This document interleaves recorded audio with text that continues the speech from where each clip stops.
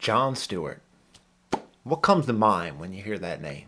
Comedian, newsman, America's funny man. I'm going to preface all this with, while I do find Jon Stewart funny, and while I do commend him on all the work he's ever done for the 9/11 victims, firemen, I give him all the credit in the world for that.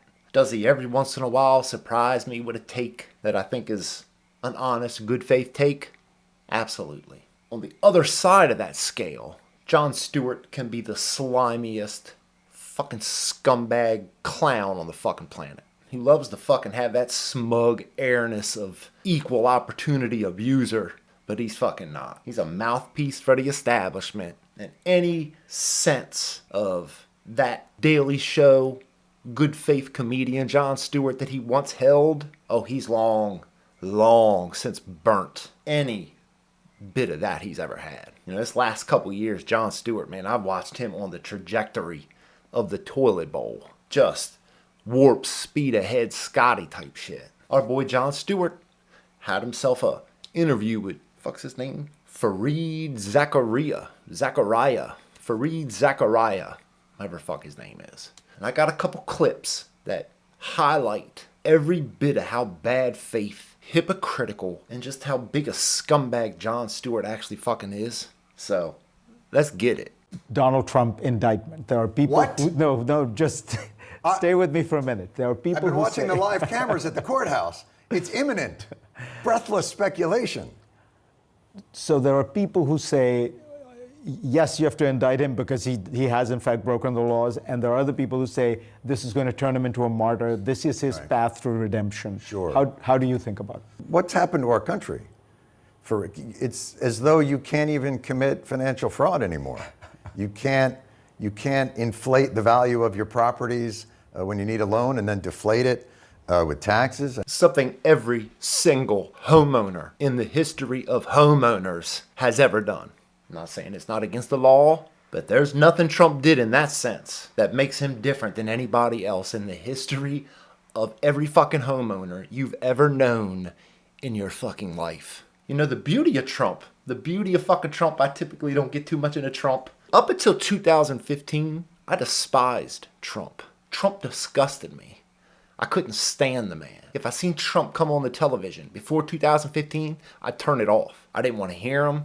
Didn't want to hear nothing from him. Did not like the guy at all. If he's on that ballot 2024, he can be in fucking prison on the moon, and I'm voting for him.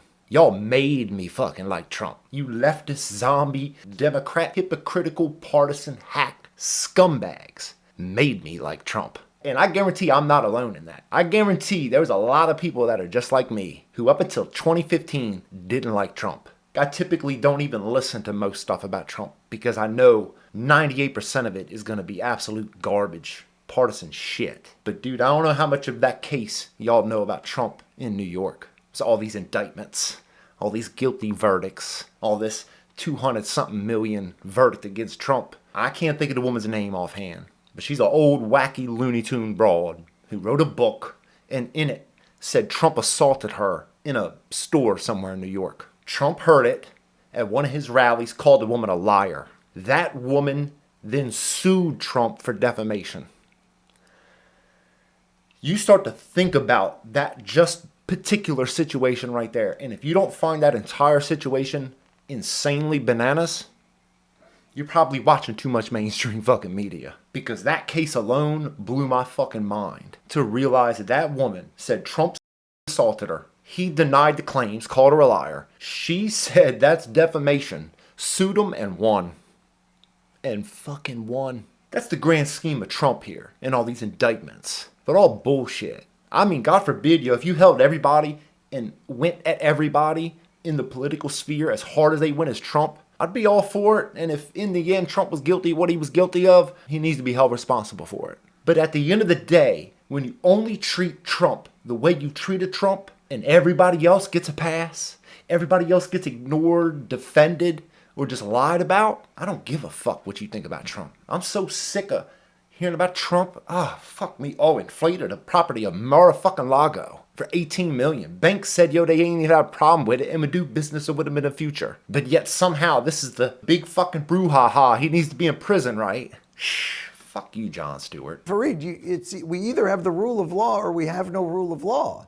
There are people who say it's selective prosecution, that this would not Everything ordinarily is get- selective prosecution. Yes, everything is selective prosecution, but this is in a fucking category of its own. This couldn't be any more a political witch hunt in the history of political fucking witch hunts. They are going after this man Trump at all costs.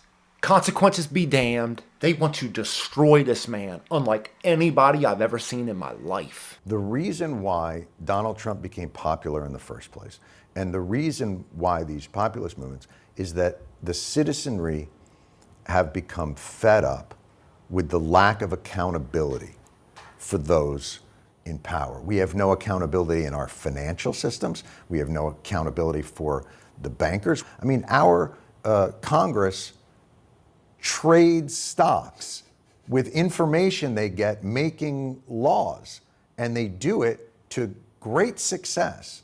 I just want a system that somehow finds a consistent accountability. All of that is incredibly right. Every fucking word of that last little spiel there Jon Stewart laid out, 100% correct. People are fed up of the system and watching everybody do everything that's wrong and against the law when folks like yourself, Jon fucking Stewart, don't even talk about it. You just ignore all of it. Of course, you just brought up, the people in the Senate's trading stocks and all that stuff, but you wouldn't put the fucking pedal to the floor trying to hold every one of them responsible. Every fucking one of them responsible as hard as you go after Republicans or Trump. Yes, you're right. People are sick and tired of everybody just not being held accountable. Because that's been everything and everybody for as long as I've been alive. All of them. Everybody does whatever the fuck they want and gets away with it if they're part of that class of DC. But yet, the only person you recognize for all the wrong they're doing is Trump. That's why I don't account for all this shit motherfuckers be talking about Trump half the time, because you don't feel that same way about the same people on your team. The same people on your team that do the same or worse as Trump, you'll fucking ignore, defend, deflect. But nowadays, when you watch Republicans campaign against Democrats, they don't campaign much on what they used to, which was, the Democrats were big spenders or whatever, It's all about critical race theory, Sure. and it's all this cancel culture stuff. Yes. They only campaign on CRT and cancel culture. I mean, I could think of 5 other things that typically Republicans will campaign on. Sure, they don't talk as much about Democrats spending because they're just as big as spenders that the fucking Democrats are half the time. Half these fucking Republicans talk a real good fucking game, but get in that same position to spend trillions, borrow trillions. They'll sign their name right on the fucking dotted line. Because most of these motherfuckers are hypocrites. Most motherfuckers, GOP, Democrat, no matter what it is, they're all hypocrites at the end of the day. It varies in a sense of degree about how bad or how big of liars they fucking are. To each their own, in a sense of how bad most of these people are. You start talking about a Chuck Schumer, Nancy fucking Pelosi. These people are through and through just crooked to the fucking bone. But God forbid, CRT and fucking cancel culture is all they campaign on, right, Fareed? I believe you believe that when you're as bad faith and don't get the other side's arguments like we know you fucking don't. What would you do if you were out of governing ideas? If you didn't know how to govern a country of this magnitude and a country of this diversity, and you basically are running on government is broken, and then when you get in office, you have to be terrible to prove the original premise, it must be great to be able to do that. This government doesn't work, and by me not funding it and breaking it, see what I told you? Keep me in power. That's the most bad faith interpretation of all of it. And that's not to say certain people don't do that. Yes, because there are bad faith acting motherfuckers on both sides of the aisle that'll say pretty much kind of what you just said and then participate in the brokenness of it all just to show that that's the reason why they need to be there. But on the same note, you just brush over all the serious issues of how broken half this shit fucking is. About all the waste in every nook and cranny of the fucking government. Fucking from top to bottom. Could probably fucking cut half of everything out and be better tomorrow because of it. If you don't have ideas on governing, what do? Well, you do the purposeful distortion field that they create. What do you do when you have no ideas how to govern? Like, come on, bro. I'm supposed to take you as good faith and understanding, not partisan, when you accuse Republicans, when you accuse all the Republicans of not having any ideas of how to govern. Sorry that they're not the Democrats, where every morning they wake up thinking of a million things that they need to stick their grubby little fingers in. Yesterday never has anything worth saving. It's all, what can we change? What can we flip? What can we fucking fuck up today? It gets them angry. It makes them fearful about threats and hyperbole, and makes them afraid of things that can't even really be defined. Can't even really be defined. Remember that. People get riled up on hyperbole on things they can't even define. Remember that. Meanwhile, ignoring so many issues that, like, Right, it's a kind of real appeal to a base that you stoke up. Right. When Sarah Huckabee Sanders did the response to the State of the Union, I noticed she kept talking about CRT. She didn't even bother to spell it out. Because most people, I would assume most average Americans don't know what it means. She didn't need to spell it out because we all know what it is now. This ain't 2016. It's 2024. We've all heard of critical race theory for the last just about 8 years. I know half y'all think that shit ain't a thing, or it's just in universities. It's a wide fucking umbrella, a CRT. And I can promise you, there's a kindergarten teacher somewhere who thinks CRT is a grand fucking idea and wouldn't mind fucking teaching their little 5-year-old class just full of race ugliness. the guy who came up with that, that's purposeful. His plan is make everything CRT. And by the way, all this diversity initiatives and CRT and all those other things are only there because we refuse to actually fix the real problem. Remember what John just said? Because they can't define what's going on? What's the real problem, John? Tell us what the real problem is, will you? The diversity and equity initiatives are a salve. They're to pacify and mollify because we won't actually do the real thing. The real thing. The real thing. It's just a bandage. Because, we can't talk about the real problems. What are they, John? Tell us. Tell us, please. You got a whole setup here for everybody that can't govern, can't define the problems. Are you going to do that for us, John? Are you going to define the real problem here after this setup? We won't actually dismantle the vestiges of all the systemic racism and all the systemic classism and all the systemic gender issues. That need to be dismantled, of course. He's not going to tell us how we can dismantle any of that. Just a refeeding of the Democrat mainstream establishment rhetoric. Fucking systemic racism, systemic classism, systemic gender issues. Are you going to define how we're going to dismantle any of that? How we can actually dismantle and solve our problems? We won't actually dismantle that. You got the nerve to talk about somebody who can't define what the real problems are. And they need to be dismantled. Dismantled is how we go about solving the real problems. And now he just goes back to the bad-faced straw man of Republicans and their arguments that he nor Fareed fucking understand, right? But what we will do is you can have an office in the building. And every few months, we're going to have to sit and listen to you talk for like an hour. Because that's totally what DEI is about hiring a black just cuz, putting him in an office in the corner, and every month or so we just got to hear him out for an hour. That's totally what DEI is. You would believe that if you just don't fucking get it. Where you just have that blanket umbrella term. Nothing negative can come from this when we're just trying to fix historic injustices. If you're white, shut the fuck up. You shut up now, and we're just going to have a little bit of payback and revenge to even out for bad things that didn't happen to the people that we're going to do the good things for.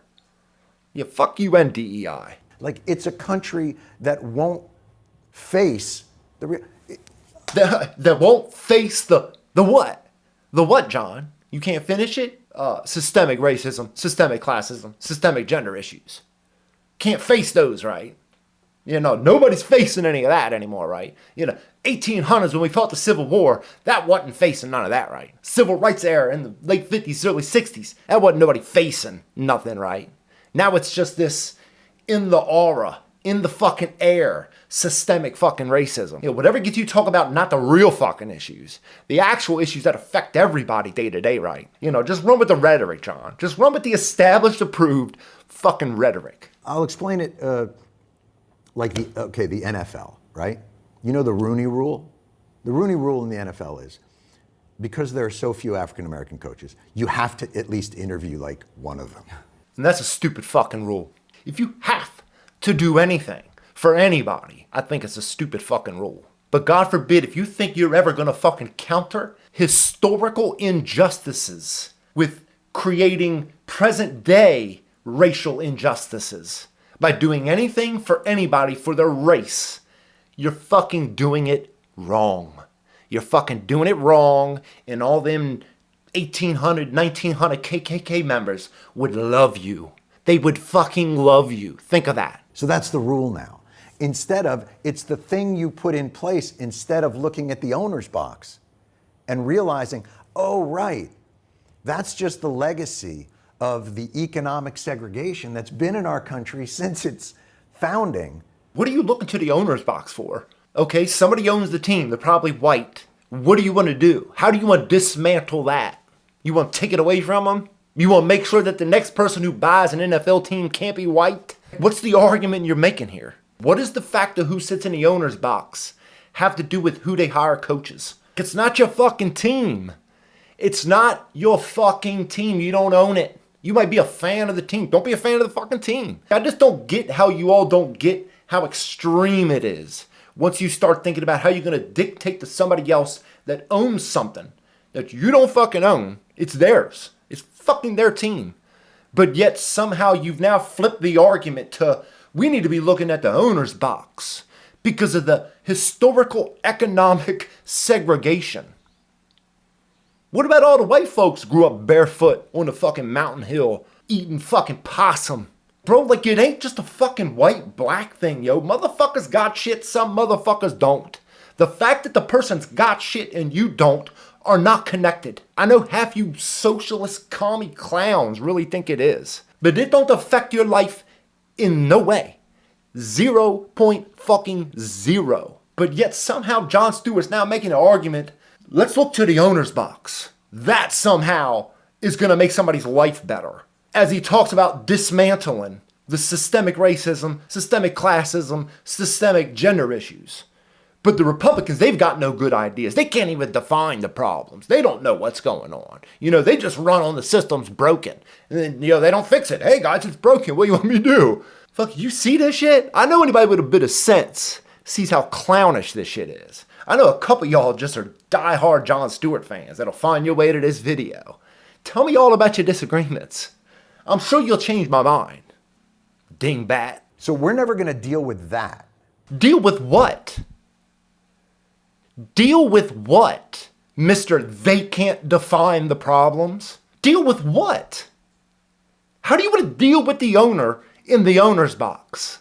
Of course you ain't got a fucking answer. These motherfuckers are chock full of rhetoric, platitudes, slogans, and bullshit.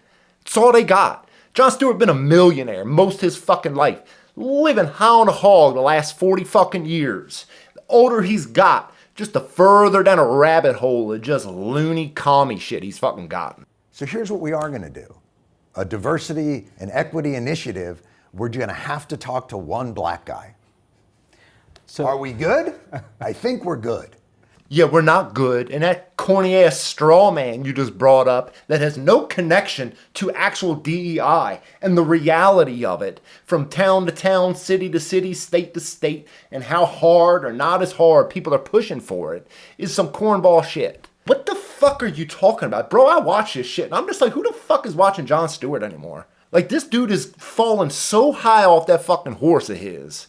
And he just bumped his fucking head. It's clown shit. He's a fucking clown. Full of rhetoric. He can't define fucking shit. But that's what I'm trying to say is the thing that they're pointing at is the thing that's in place because we won't do the actual thing. Wait, what the fuck does that mean? The thing that they're pointing at is not the actual thing that they... Run that back one more time. But that's what I'm trying to say is the thing that they're pointing at is the thing that's in place because we won't do the actual thing. Wow. The thing they're talking... Shut the fuck up, Jon Stewart. Shut the fuck up. It's hard to watch. You know, because that last 10 seconds of what you just blew out your fucking mouth, that wasn't hard to watch, right? Fucking clown. It's hard to watch a state, you talked about Sarah Huckabee Sanders. It's hard to watch a state that's like 48th in, infant mortality and child poverty and literacy. And won't make a take big Medicaid deal dollars. about a trans girl that wants to play soccer that happens like once every 5 years. Once every 5 years. I'm trying to tell you, ain't got the nerve to talk about it's hard to watch. It's hard to watch. It's hard to watch these guys that I don't understand. I don't have enough good faith in me to attempt to understand. But I will straw man, bad faith, and murder the fuck out of their arguments. And somehow make the fucking argument that it happens like once every 5 years. 15 fucking years ago it wasn't happening. 10 years ago it started to pipe up a little bit. The last 5 years, it's every fucking week you hear about it somewhere else. But you wouldn't recognize it if you weren't honest enough to look for it or hear out the people that are bringing it up as an issue. But no. Just straw man it. Just straw man it and lie about everybody that don't see it the cornball way your establishment, message, rhetoric, loving motherfucking ass does. Like, it's hard to not be angry about people that try and distract from the real things that people face. Because it's not a real issue to the 8th grade girls soccer team that loses a spot to the boy, right? That's not a real issue. Republicans ain't talking about real issues. Like Jon Stewart talk about dismantling systemic racism, systemic gender issues, systemic classism by looking at the owner's box. That's how Jon Stewart's going to dismantle it all, right? With weaponized nonsense. Weaponized nonsense. Bro, you got a motherfucking AR with a 30-round fucking magazine full of weaponized fucking nonsense, Jon goddamn Stewart. God, I can't believe I ever watched him ever in my life and laughed. And also had the thought that the way he was going about anything was with an ounce of good faith. Was with an ounce of fucking honesty. Because every fucking one little step forward he can take with honesty or with good faith, he fucking does a somersault backwards on the worst bad-faced straw manning he could ever fucking do. Got the nerve to talk about Republicans. They don't know what the real problems are. They don't know what the real issues are. They just talk about the thing, with the thing, as they don't talk about the thing with the part of the thing. But that's what I'm trying to say is, the thing that they're pointing at is the thing that's in place because we won't do the actual thing. Imagine the motherfucker that nods their head as he says that. That's a great point, Jon Stewart. That's a great point. These fucking Republicans, they don't know what the real issues are. We just gotta dismantle it all. That'll fucking work. That'll make it fucking better, won't it? That'll get you in the owner's box, I'm sure of it. Just maybe next time.